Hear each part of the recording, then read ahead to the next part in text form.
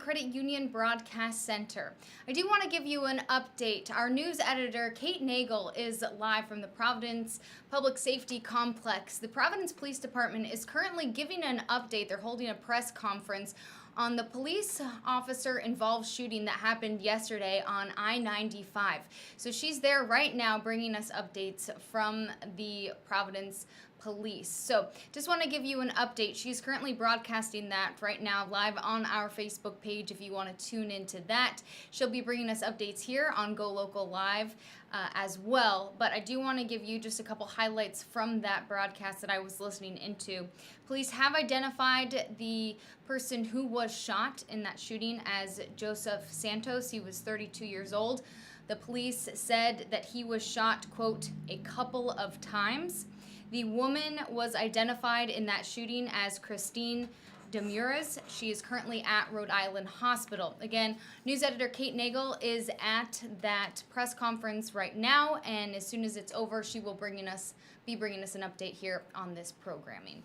So, again, this is Go Local Live from the Navigant Credit Union Broadcasting studio. So we're going to continue our regular scheduled programming as we continue to bring you updates on that very large and complex news event that happened yesterday, and we're going to be hearing about it for the next time, I believe. So I'd like to introduce our first guest because we're going to continue our lifestyle program as scheduled because the world turns, right? So I'd like to introduce Elyse Major. She is... and pull up my notes here. She is the author of Tinkered Treasures, this series of Tinkered Treasures. Elyse started a blog in 2008, and her progress has gone from there. So Elyse, thanks so much for joining us. Oh, my pleasure. Thanks, Molly. So we're excited to have you here. You have had been featured in numerous magazines as well as written for numerous magazines, and your crafting goes back way before Pinterest. So talk to me just a little bit about how you got started in not only crafting, but in home decor in general. Okay, I mean, it's one of those things, and I think it's this way with a lot of people who like to make things where, as long as I can remember, I've been making things, and when I was a kid, like in the 70s, we didn't have like these superstores like Michael's, so you were just sort of making things out of found items, like a Kleenex box, a random, toothpick, just all these crazy things. And then as I got older, and then I had my two boys when they were toddlers, I would easily get bored playing with action figures, but I loved to craft with them, and that just sort of reawakened everything. So actually, if you look at a lot of my books and my projects, they're almost like kindergarten crafts, but they're just sort of like girlied up a little bit with like, everything's very simple. It's just that they all have like a little twist. I love that. And I think one of your main messages is you want people to be inspired to kind of harness that creativity and not necessarily worry about being perfect, which absolutely. I think is so important in this age of Pinterest that you feel like you have to be perfect. So talk to me a little bit about that. How can we all kind of harness that inner creativity? I think don't overthink it. That's sort of like my motto in life. I mean, when I look at Pinterest, I have many ideas and I save them, and I find that I barely ever do any of them. Yeah, exactly. Because, and in fact, I would not like to be planning a wedding right now. I think I would be completely overwhelmed with all the things, and people just feel like everything does have to be so perfect. But I sort of like that like shabby chic aesthetic where everything is sort of worn and not perfect, and like it's a little threadbare. And so when I make my projects, I don't paint everything perfectly. I tear a lot instead of cutting paper. I'm messy, and it just all comes out fine. I want to enjoy making things, and that's always been one of my messages. It's almost like when you're little and like the art teacher would come in and you'd get to see like all these supplies and be sort of like, oh, I get to use all this stuff and have fun. You weren't worrying about making like a perfect outcome. You just wanted to have fun with all these pretty supplies. And that's what I like to do to this day. I think you kind of hit the nail on the head right there, because planning a wedding in the Pinterest era is very stressful, let me tell you. And so, yes, kind of taking that step back and realizing that It doesn't have to be over the top. It doesn't have to be perfect. And kind of that shabby chic of it all is kind of nice. So one of your books, this was the first book, right? You want to hold it up Yes. for us. Tinkered Treasures. Talk to us just kind of about some of the projects that you have in here, and you have another one, Seaside Treasures, right? Seaside Tinkered Treasures. Seaside Tinkered Treasures. I left out the Tinker part. Yeah, those are my first two books. This book I call my baby girl, because, to this day I still can't even believe that this is a book of mine because it's just beautiful. Seco Books is the publisher. They're in the UK. They just publish really beautiful craft books, and I mean, I felt like I could have sent them like a trash can lid and they would have photographed it beautifully. And this book again,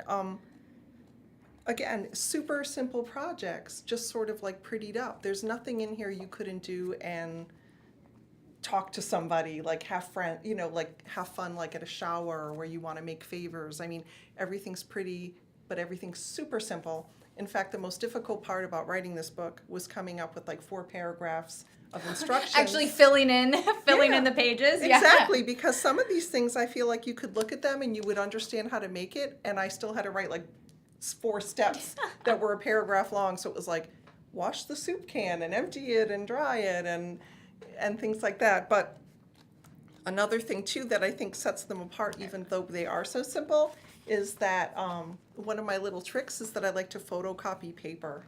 Oh, And yeah, okay.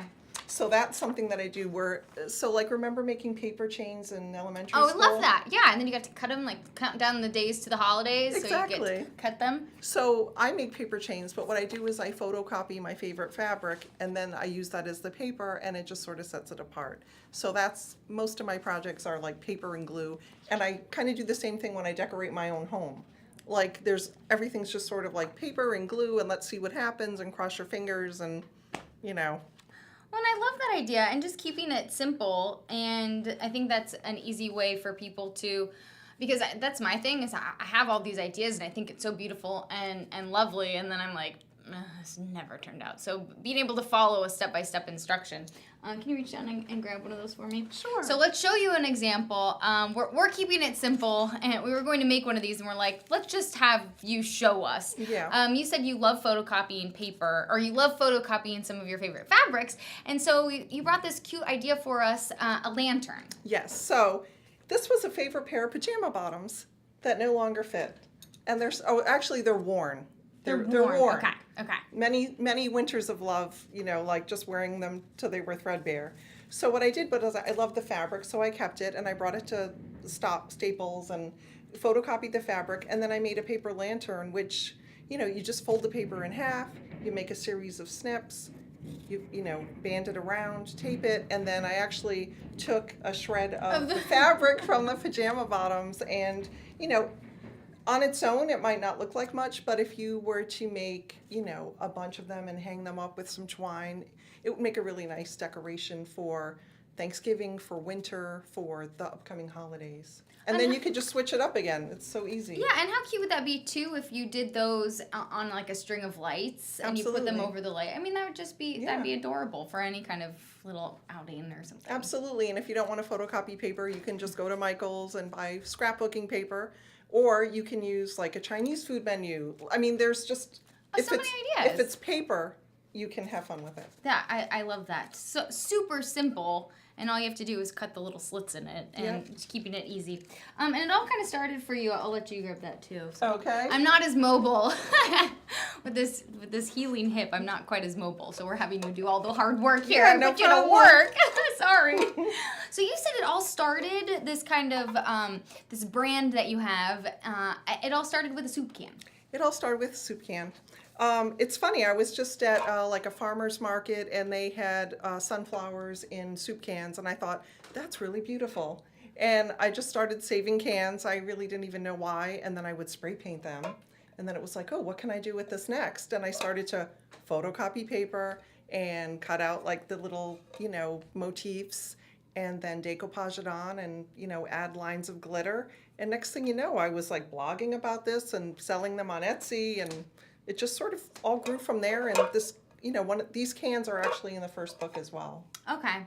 And do you think the rise of Pinterest and Etsy has really kind of given wave to this creative movement in people. Yeah, there's definitely like the whole maker movement happening. There's like, hashtag maker's gonna make and and all that kind of stuff. But I'm hoping, that people just kind of feel more liberated to just try it. Like even those paint and wine nights where you just go and you make like this kind of ugly painting. And, it's so funny because I made one and then I thought, I don't like this, but what can I do to the back with the canvas? And now I'm using that as a frame. Awesome. So, like even if you don't like the way something came out, like you can do something with it. Just don't worry about it being perfect. Just have fun. You know what? That's so important. I thought, I've always kind of wanted to try one of those wine and paint nights, but I'm really bad at art. I'm terrible. And so I'm kind of like, I don't want to spend the money. I'm terrible at those paint nights. Like everybody expects me to be like, oh, Elyse is here. Oh, but it's like, she's so good at this. Yeah, no, it's like, this looks really bad. Like I painted it with my foot. But it was fun. And there was wine. But just creating the opportunity of seeing a different way to look at it. Like you literally looked at it from the back side of the painting. Exactly. So you could use it as a bulletin board even. I love that. I love being able to look at it from a different perspective. So if people are interested in your work, you created this blog in 2008 and you've kept it strong. I liked the most recent posting was you actually love when daylight saving time ends because you love the cold weather and you love winter. I do. I love it.